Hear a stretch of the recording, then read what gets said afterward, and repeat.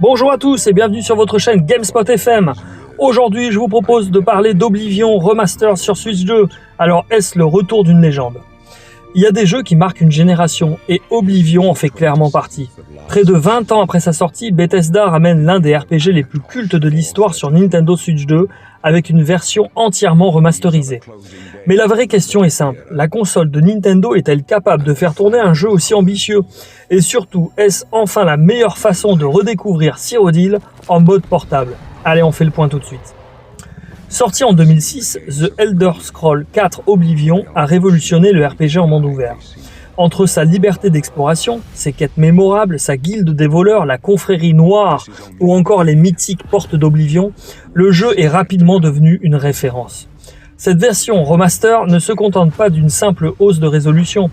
Bethesda et Virtuos ont entièrement modernisé les graphismes, retravaillé les animations, les éclairages, l'interface et de nombreuses mécaniques de jeu, tout en conservant l'expérience originale. Et bonne nouvelle, les deux grandes extensions Night of the Nine et Shivering Ether sont directement incluses. Bethesda confirme que cette version a été spécialement optimisée pour la Switch 2. Le jeu exploitera notamment le DLSS, bien sûr de Nvidia, afin d'améliorer la qualité d'image tout en conservant des performances stables. En mode portable, l'objectif serait de proposer une résolution proche de 900p. Une fois la console dockée, le jeu montera jusqu'à 1080 avec une cible de 30 images par seconde. Autre excellente nouvelle, contrairement à beaucoup de jeux tiers récents, Oblivion Remaster sera proposé sur une véritable cartouche contenant l'intégralité du jeu. Pas de Game Keycard ni de téléchargement obligatoire pour jouer. Merci. Ce qui fait toujours la force d'Oblivion aujourd'hui, c'est son incroyable liberté. Vous pouvez suivre la quête principale pendant des dizaines d'heures ou complètement l'oublier pour rejoindre une guilde, explorer des ruines Aelid, devenir champion de l'arène ou simplement partir à l'aventure. Chaque joueur vit une expérience différente. C'est précisément ce qui fait le charme des jeux Bethesda.